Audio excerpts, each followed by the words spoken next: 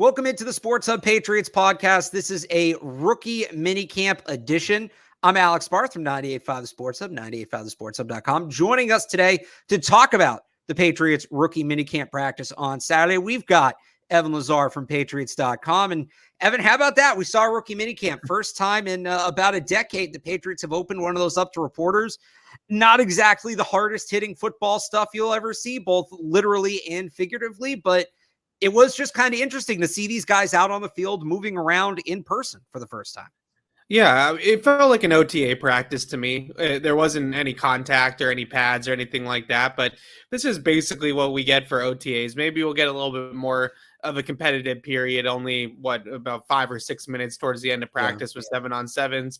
Maybe that's, a little bit longer in a standard OTA, but in terms of the rules and what they were able to do, it felt pretty similar.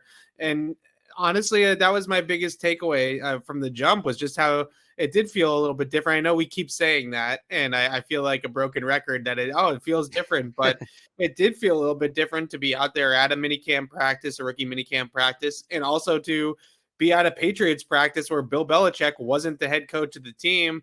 And I'm sure we'll touch on it a little bit, but then we find out that they have a new EVP of player personnel shortly after practice. So there's just a lot of change still going on in Foxborough, and it's a totally different era.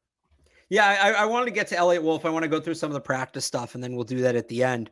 And we'll start, obviously, with the quarterbacks. Drake Maye spoke before practice. He was asked about Drake Maye, said, quote, he has to put a lot of work in, but I have no doubt he'll put the work in. Mentioned Maye's been staying late. Maye himself today said he'll probably be at the facility till about 9 o'clock. And he said the reason he's staying late is during the day, he's focused on what he's doing, but as the quarterback, he needs to know the whole playbook, what everybody else's assignments are. So that's what he's staying late to kind of learn everybody else's assignments. But the big thing for me today with Drake Maye, and Evan, maybe this is a little less impactful for you because you were at the Senior Bowl, you were at the UNC Pro Day, and I'll hammer this a lot. I talked about it on Gasp and Murray earlier today. The big thing for things like this in OTAs, there's certain things that you just don't see on tape, whether it's watching on TV, whether it's watching on All 22, that you have to see in person to truly understand, a player's capabilities. And when it comes to both quarterbacks, but we'll focus on Drake Maye here, the way the ball comes out of his hand is different. And I'm not just talking about, the ability to throw the ball very far. It's even when they were doing quick hitting stuff, slants, in cuts, quick outs, things like that, the ball is getting there. It's getting there on a rope. The motion is relatively effortless, like he's not overextending himself to reach some of these, more outside parts of the field. And you kind of knew that's the player he was. Obviously, we watched him a good amount coming out of UNC, but to see it in person, it really just, to me, hammers home that they are going to be able to do some things because of his arm that weren't available to them with Mac Jones, or even, the last year Brady was here, he had that elbow issue and he was kind of limited. This is a quarterback that's going to allow them to attack every blade of grass. Yeah, that's what I keep harping on too, is just the ability to access all areas of the field. And really it's outside the numbers on a line, drive throws outside the numbers, and then the deep middle of the field. I think those are the two spots that when you don't have a ton of arm strength and you get to the NFL level, it becomes difficult. You can throw with touch outside the numbers without a great arm, and you can throw anything over the first two levels of the field, a slant, a dig, whatever, without a great arm. But then when you get to that deep middle, the deep post, the seam routes that are a little bit further down the field, a deep out, outside the numbers. He threw a comeback ball to Javon Baker in 7-on-7s that I said to myself in my head, I was like, I don't know if you could access that part of the field with Mac Jones and Bailey Zappi. It's just a throw that wasn't necessarily a part of their offense. So you just saw a touch of it, though. We'll see some of the off-platform stuff, some of the other stuff that we'll get into, deep balls. This was pretty subdued in terms of what he's capable of doing. Even going back to his pro day when I was down at Chapel Hill, the off-platform, the one-legged, fadeaways, like things like that. We're not doing that, obviously, right now. That's a very fundamental camp here this week. And I think that was the other big thing, was that you could see that they were slowing down his process a little bit with his mechanics to really start from the ground up and build a solid foundation and not get too ahead of ourselves where we start doing like, the Josh Allen, Patrick Mahomes stuff just yet. And that was the big thing for me in terms of what they want to work on. I mean, there were a lot of football drills today. There were a lot of football drills today, but there were a lot of footwork drills today for both quarterbacks. He's getting used to taking snaps under center. He talked after practice about he was asked about his footwork just kind of in general, and he sort of shrugged that off. But then he was asked, more in depth about the process. And he said he's working on 2 new kinds of dropbacks. He's got to get used to working more under center and then doing some things differently out of the shotgun as well. So that seems to be what they're hammering home with him. You mentioned the fundamentals, you mentioned the mechanics, but I think especially below the waist before the throw is what they're really, really focused on right now. Yeah, which is where they should be, I think, with both these quarterbacks. We talked about this a little bit during practice. Both these guys are raw mechanically and with their footwork, and they're kind of starting from the same place, him and Joe Milton, which is not a bad thing because they can work on it together and hopefully build on it together. But you see under center, he didn't come out from under center a whole lot in college. And if he did, he was usually handing it off on like a goal line play or something like that. We're not talking about him actually throwing much from under center. Actually, I think he has 1 career drop back in college from under center out of all 2 years as starter, if I remember correctly. So he hasn't done that a ton. That's certainly going to be a big part of their offense under Alex Van Pelt with the bootlegs and the play actions and marrying it all to the running game. And then you also talk about, left foot forward, is a big thing with Alex Van Pelt. That's an old Packer staple and what they did when they trained Aaron Rodgers and, all those quarterbacks that have come through this pipeline. Left foot forward in your shotgun stance is a big part of it too. And, some quarterbacks, they have their preferences of which foot they put forward. You're not going to tell Tom Brady, like, you're doing it wrong, right? So you let him do what he wants. Some guys like Peyton used to use the square stance in shotgun. So it all depends on what your feel is, but it seems like they're trying to get him to be more accustomed to left foot forward and left, right, left throw, right, is sort of the idea, especially when you get into the quick game and stuff like that, where you want to get the ball out as fast as possible. So I think there's a lot of from the ground up going on right now with Drake Maye, and it's more about drilling the fundamentals correctly at half speed or 3/4 speed than it is to take like a game rep at this point of the offseason. All right. So that's Drake Maye, and he can zip it. We've established that. Yes. Quick Joe Milton observation here. Yes. Can also zip it. Maybe zipped it a little too much because he had 4 or 5 incompletions. One of them was a miss. One of them, he just missed the guy. The rest of them were the ball just clanking off the receiver's hands. And I think for a lot of these guys, they're not used to this kind of velocity because he is throwing it velocity-wise at another level than Drake Maye is. But the difference is when Drake Maye needed to just kind of touch one in there from like 5-6 yards away, he has that. Joe Milton is just 100% on every throw. And even Jacob Warren, who played with him at Tennessee, had one where it's just a fastball over the middle, maybe like 6-7 yards, just crosser right in front line of scrimmage. And it hit him in the hands and popped up. And that to me is going to be the one thing they're really going to need to work on with Joe Milton is, all right, he's got a great fastball and that's awesome. And there's definitely times that's going to come in handy. Watching him throw some of those like 15-yard out routes was a lot of fun. Yeah. But when you have a quick slant and there's not necessarily a tight window there and you just need to get it to the guy, can you go like 70% on that to make it a little bit more of a catchable ball? And that's the throw I think today that he showed he needs to work on. Yeah, I think that was one of the more exciting things to me about Drake Maye throughout the whole process is that he does throw with decent touch and he throws a nice pillowy ball, catchable ball, whatever you want to call it, when he needs to, if he's working over the middle of the field. It's not always the fastball with him all the time. He can take a little bit off of it and make it easier to catch, which is what part of the reason why I really liked his arm talent in general. You talk about arm strength, arm talent. We have this debate all the time. Arm strength is just, how far can you throw it? How much can you throw it through the door, so to speak? That's what Joe Milton has. I think Drake Maye has above average arm strength, but really what he has to me is arm talent where he can throw it from different platforms, different angles, different types of throws, fastball, changeup, whatever you want to call it. And with Milton, I think what you see more with him is that he's all gas. Like there's no brakes on those passes. And that's going to be a work in progress for him. He made a throw today. I think he was rolling to his left, his offhand side, flipped his hips and put a ball right on the receiver down the field on the money. And you can see it. You say, oh, wow, that was a hell of a throw, right? Even against air, I think it was against air, but you can tell the talent in his arm and the power in his arm. But then when you get into some of the 7-on-7 and stuff, when he's thrown over the middle of the field, I thought there were not only the fact that the ball was coming out so hot, I also thought that the timing and the anticipation throwing over the middle of the field remains a work in progress, where he was throwing the ball and it was getting to the spots before the receivers were even getting there. So that's probably a combination of too much velocity and timing. So that was a big thing I thought. To be fair, I'll put the timing stuff on. Like, these guys haven't played together a ton. So the timing doesn't worry me as much about some of the other stuff.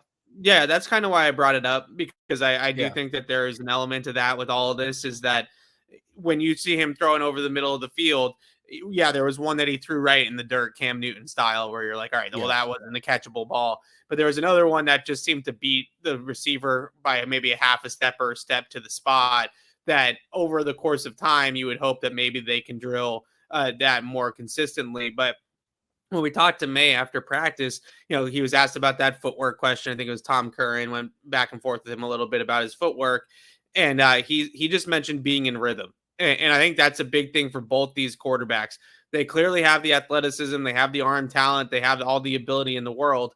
But can the coaches get them in some sort of a rhythm with their feet, so everything looks synced up and like it should, where it's all on time and it's all rhythmic to their process? I think last year with Maye at times at UNC, it looked like his drops were not in sync with the routes, and everything just seemed out of whack, even in their traditional drop back game. So maybe that can help his accuracy. If he can get more rhythmic and get better timing on his throws, then maybe he'll be a little bit more accurate. Anything else on the quarterbacks? I mean, so again, the disclaimer for all of this is shirts and shorts, mostly against air. They did one very light 7-on-7 period late. So this is more about just seeing these guys initially in person in sort of the Patriots system. How are they being used? What do they have them working on, rather than what level of football did they play? But, with that caveat, anything else from the quarterbacks? I feel like we covered most of it. Yeah, not really much else from a football perspective. And I understand that it's all rookies out there right now. Right. But I really did feel like Drake Maye looked the part of a leader and a starting quarterback. He carried himself really well. It seems like the rest of the rookie class is gravitating towards him and are huddled around him a lot. Jalen Polk, Javon Baker, Caden Wallace towards the end of practice. I noticed those guys just kind of huddling up and hanging out, and you could kind of tell who the alpha was amongst the group. And well, him and Jalen Polk got into this thing. So they both spoke to the media at the same time. There were like two stations set up. And as they were walking off, they were having some fun with us, because Jalen Polk was yelling like, "Oh, this is the man. This is who you want to talk to." And then Drake Maye was like, "Well, he's wearing number 1, so you should talk to him because he's number 1." So there was definitely, it felt like there was some chemistry there already. Yeah, and I think that's the biggest thing is, we're not going to sit here and we are dissecting the football of it, obviously, because that's what we do. But we're not going to sit here and do any like snap judgments of, oh, this guy's a bust, this guy is going to be a star or whatever, based off of one practice. But I think in general, what you like to see is that these guys are embracing the fact that Maye, Polk, Baker especially, but even I think Jaheim Bell has sort of jumped into that group as well among the receivers with Drake Maye. They know that this is on their shoulder. Like, to make the Patriots again, it's going to be up to this draft class offensively to be the ones that are leading the charge. And I think they're embracing that, and they want to grow together. And we keep talking about the comparisons with Elliot Wolf to Green Bay. And that's what I keep going back to, as well as, Romeo Doubs, Christian Watson, Jaden Reed, Jordan Love. Like, that's what you want this group to be in 3 years, is this, core nucleus of the Patriots offense. All right, let's move on to those wide receivers. Because, Evan, you were making some noises watching Jalen Polk. There were some noises coming from you when you were watching Jalen Polk. Look, I think for a guy that's 6'1", 203, moves incredibly well for his size. And that was my big takeaway from him. He's gliding around the field. And for a guy that's probably going to handle some of those slot type responsibilities, for a guy that's probably going to need to have a bit more of an expanded route tree, given the role he's projected into, that's something that's very encouraging to see. Yeah, I thought both of those guys were just as advertised, and sort of their Yeah. scouting reports coming into this were pretty accurate. The other Based guy off of being Baker. Yeah, based off of Yeah. one day, at least, which is, I understand, not much. But I think the biggest thing with Jalen Polk that you look at is just how efficient and smooth he was through all of his movements. It doesn't look hard for him to get in and out of the route. It doesn't look Yeah. hard for him to build up speed or catch the football. He doesn't fight the ball. He hacks it. He has really good, efficiency and footwork at the top of the route. I don't know if he's going to be blazing fast. I don't think so. Based off of his time, speed, and everything, he's not going to necessarily be that guy. But you look at just how consistent and smooth and efficient he is through everything. You get excited about that type of player, because those are usually the guys that are football fast, that separate, that do those different things. And I just thought he really looked the part out there. I know people want him to be better than Jacoby. But I just see so much Jacoby Myers in his game when you watch him up close. Just the frame and the efficiency and the fluidness and all that kind of stuff. Just a guy that's crafty, just knows how to get in and out of routes and knows how to get open. And for me, I agree with all that. On Baker, I would say he attacks the football. Like, he is a hands catcher in the strongest sense of the word. He is not waiting for the ball to come to him. He is going out, snatching. He has strong hands. There's some other things he's maybe a little too aggressive with. Like, I think his route running, he's kind of like rushing through from what we saw today. Like, they were working with him on some more patience on the route running. But I get the guys that succeed here are generally hands catchers in an environment like New England in the Northeast, where it's going to be cold, where it's going to be windy, where it's going to be wet. You need to have strong hands. You need to be able to catch the ball away from your body. So I would say on Baker, that was probably the most encouraging thing. Look, he's going to be at his best downfield contested catch situations, and they just didn't do that today. We're not going to really get to that until camp. So today was the kind of day for Polk to stand out, but not in the sense that, I mean, we talk about this every year. There's always one guy that runs like a 4.3 and people get hot and bothered about in the spring. Right. And then the second they put pads on, you can start jamming him and you can start hitting him at the top of the route. He disappears. Right? As the Maurice Harris player that we always like to talk about. I wouldn't say Polk stood out in that sense. Like, it definitely wasn't that. No, I think that he was just extremely smooth. And I think with Javon Baker, like I said earlier, both these guys were as advertised, because Baker did look a little bit more explosive to me. Like, he had a little bit more of a juice, especially through the route break, and then some of the catch and run plays that they did run with him over the middle of the field. I think there's a little bit more of a down gear there, right? Like, Jalen Polk is just kind of smooth, one speed, but really efficient and kind of fluid through everything. Whereas I think Javon Baker has that ability to accelerate, that ability to create those short bursts of energy that usually lend themselves to pretty good separation, especially at the top of the route. So maybe a little bit heavier, like a little bit more clunky than Jalen Polk, and not quite as smooth. But I thought that there were times where I was like, all right, there's some juice there for him once he starts going, especially through the break, which we saw at UCF on film. So I was encouraged by both guys. Obviously, there's a long way to go here, and we'll see what they look like against Christian Gonzalez and Jonathan Jones and those guys as we get out to OTAs. But I just thought that Baker looked like the guy that was, the little bit more twitchy, a little bit more explosive athlete. Jalen Polk looked like the natural, someone that just looks like a natural pass catcher. All right, on the offensive line, Caden Wallace, Layden Robinson, there's not a ton we can talk about here because they're not even touching anybody. Like, even when they did the 7-on-7, it was kind of just stand there. The one observation for me here is Wallace reps at left tackle, Robinson reps at left guard.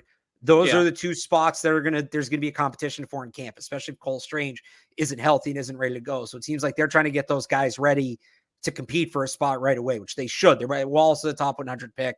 Robinson basically is. He was 103rd. But it seems like those guys are getting a chance to get in and compete for, starting reps right away.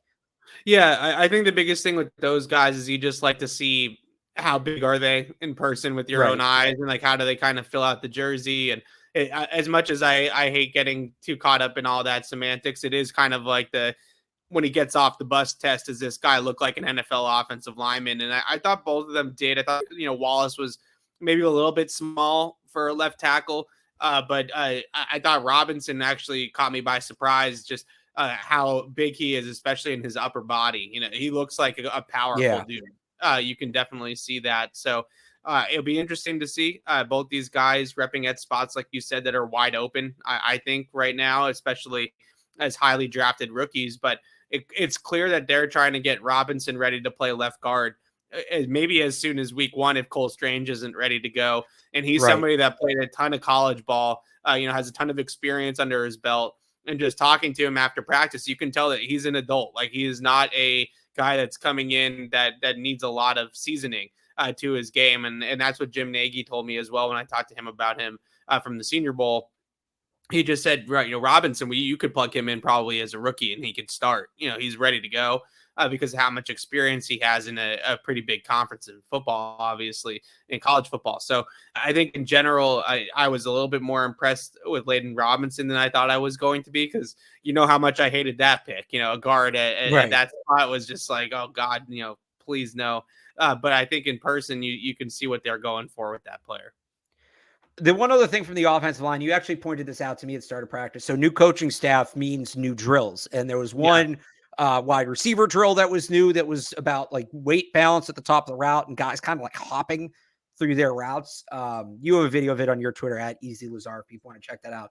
The other one, new blocking sled, the Bill Callahan sled, which is invented by Bill Callahan, longtime Cleveland Browns coach, now at the Titans, but he was with Alex Van Pelt. He was with Scott Peters in Cleveland. And think like a normal. So I don't know if they'll have one that's 5 wide, because there's the individual blocking sled, right? And then is there a 5 wide version of the Callahan one? I don't know. I've never seen it. I know that that's the Callahan one from past training camps. That they've explained it, and he's also it's his prototype. He designed it himself with some people, and for people that want a visual, instead of it being like a flat blocking sled, it's kind of like hunched over like a defensive lineman would be. It goes like, so it from like the shoulders, it's like it bends forward at 90 degrees from like where the shoulders of the dummy would be down. So you have to get under it. Like, it forces you to get leverage. You can't just push it. Right. And it's definitely a little bit thicker than the other sled. So it really is a big part of it is just drilling that technique of sinking and driving and creating those leverage points instead of just going right through the middle of the pad. So a lot of people are very high on this blocking sled for what it's worth. This is the kind of things we have to talk about with the rookie minicamp. But the Patriots bringing that in, using that, some guys got the better of it. I saw Caden Wallace had one good rep. I know there's a clip going around. JC Latham, who the Titans took 7th overall. So it's like you said, it's bigger, and you can't move it unless you use the right technique. And Wallace, not Wallace, there's a video of Latham just driving it. And I thought Caden Wallace has a good rep against it. Just for some context real quick. So Bill Callahan is one of the best offensive line coaches of all time. I think that he's on like the pantheon with Dante in terms of offensive line coaches. Obviously was with Cleveland, now with his son, Brian Callahan, who's the head coach of the Titans. But he's up there. It's him, it's Scarnecchia, it's Munchak. It's probably some guys from back in the 70s who I am not old enough to know. But there's a lot in terms of the Mount Rushmore of offensive line coaches. His face is probably up there. And so he has this blocking sled the Patriots used. Any other? We covered most of the draft picks. Marcellus Dial was out there. I don't know how much defense anybody watched today. I think everybody wanted to see, Drake Maye and the receivers. But anybody else stand out to you today? Whether it be the UDFAs or the tryout guys. Yeah, so Dial was playing some corner mostly. Deuce was looking over on the other field because he's a defense guy. So he looked a little bit more on the other field than I did, and he said that he was playing corner, not any safety or free safety or anything like that. So they got him working there, which makes sense. What was the receiver from? Is it Samford? I'm blanking on his name right now, but Rory Starkey from Samford. So Rory Starkey, just classic OTA receiver, where he's got some burst, got some twitch. He's kind of like Pop Douglasy, like he's just one of those quick guys that can get off the line. I think he's a little bit bigger than Douglas is though. But he was. I have it right here. He is 6 foot 214. Yeah, so definitely a little bit bigger, but he was he was a little bit explosive. You could see his movement skills, but those types of guys, we'll see what it looks like when the pads come on. But he was somebody that I thought was getting in and out of the routes pretty good. So maybe someone that they stick with a little bit longer. I thought David, I don't know if it's Wallace or Wallace from Randolph-Macon, which is a D3 school. He's another receiver. He was just involved a bunch. He was number 87. Yeah. They just had him out there a lot, so it felt like somebody the coaches maybe wanted to get more of a look at. And for a D3 guy, that makes sense. You really want to see how he fits, but right. You put him out there, and so the tryout guys aren't on the roster. They're tryout. That's what it is. But sometimes you see these guys get. I think Malcolm Butler was one where he wasn't technically on the team for rookie minicamp, and then they signed him off as tryout, and then they become UDFAs. So those are two names to what maybe the Patriots shift the roster up a little bit between now and the end of July. Rory Starkey, David Wallace. I will add too, the one player I wanted to watch, I was looking forward to just to see where they put him and see how big he is Zuri Henry, the tackle from UTEP. Evan, I've been big on this. Like he's the only one of their rookies that's actually played left tackle. He had over 1,000 snaps at left tackle in college, 6-year starter at UTEP. The big concern is he played at 290 last year. And now I'm listed at 310. So I want to see how big he was if they gave him any reps.